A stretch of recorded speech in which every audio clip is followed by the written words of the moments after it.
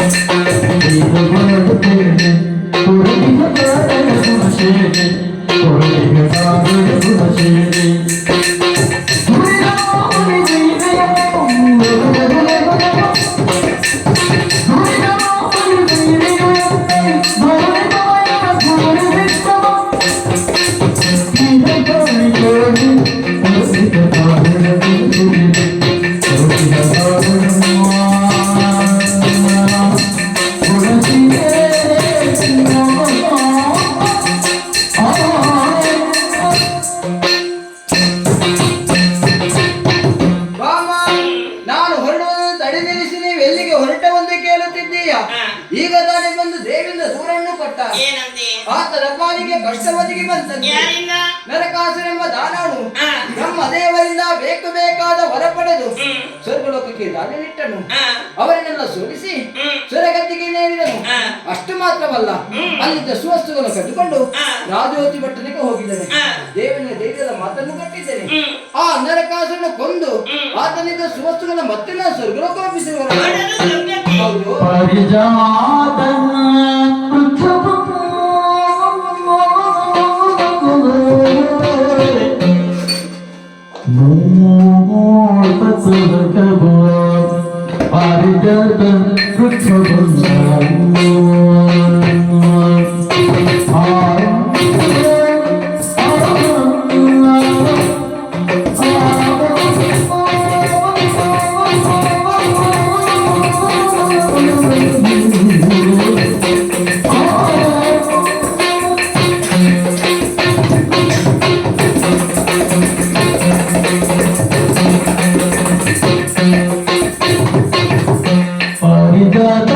ದುಃಖವನ್ನು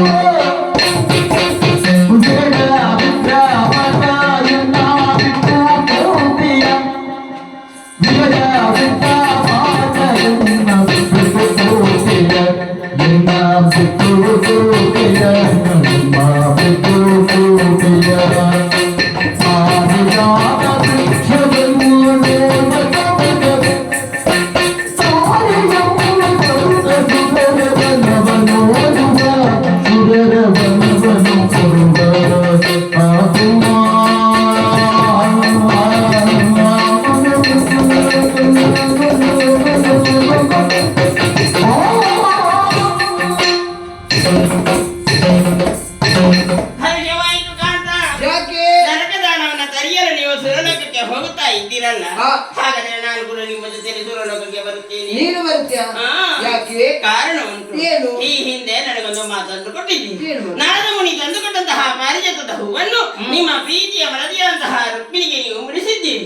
ಆವಾಗ ಕೋಪಗೊಂಡಂತಹ ನಾನು ಶೋಕಾಗ್ರಹವನ್ನು ಸೇರಿದ್ದೀನಿ. ಆ ಸಂದರ್ಭದಲ್ಲಿ ನನ್ನನ್ನು ಸಮಾಧಾನ ಪಡಿಸಲು ಮಾತನ್ನು ಹೇಳಿದ್ದೀನಿ. ನಿನಗೆ ಪಾರಿಜಾತ ಯಾಕೆ? ಯಾವ ಮರ? ಹಾಗೆ ಹೇಳಿ ಪಾರಿಜಾತ ವೃಕ್ಷವನ್ನೇ ಕಾಣಿಸಿದೆ ಎಂದು ಹೇಳಿದವರು ನೀವು. ಅದಕ್ಕಾಗಿ ಇಂದಿನ ದಿನ ಸುದಿನ, ನಾಳೆಗೆ ಎಂದಿರದು ಕಠಿಣ. ಆದ್ದರಿಂದ ಇಂದು ನಿಮ್ಮ ಜೊತೆ ನಾನು ಬರುವುದೇ. ಅಂದು ಹೇಳಿದ ಮಾತು ನಿನಗೆ ಇಂದಿನ ತನಕ ನೆನಪಲ್ಲೇ ಉಂಟು. ನನ್ನನ್ನು ಹೋಗುವುದಕ್ಕೆ ನೀನು ಬಿಡುತ್ತದೆ. ಹೆಂಡತಿಗೆ ಮಾತು ಕೊಡುವಾಗ ಸ್ವಲ್ಪ ಯೋಚನೆ ಮಾಡಬೇಕು. ಅದೇಗ ನನಗೆ ಕಷ್ಟ ಆಗಿದೆ, ಮಾತು ಗೊತ್ತಾಗಿದೆ. ನನ್ನ ತಡೆ ನಿಲ್ಲಿಸುತ್ತಿದ್ದೆ. ಬರುತ್ತೇನೆ. ಸರಿ, ಕರೆದುಕೊಂಡು ಹೋಗುತ್ತೇನೆ. ತಡ ಮಾಡಿದ ಯಾಕೆ? ಆದಷ್ಟು ಬೇಗ ಗರುಡನ ಏರಿಕೊಂಡು ಹೋಗುವ.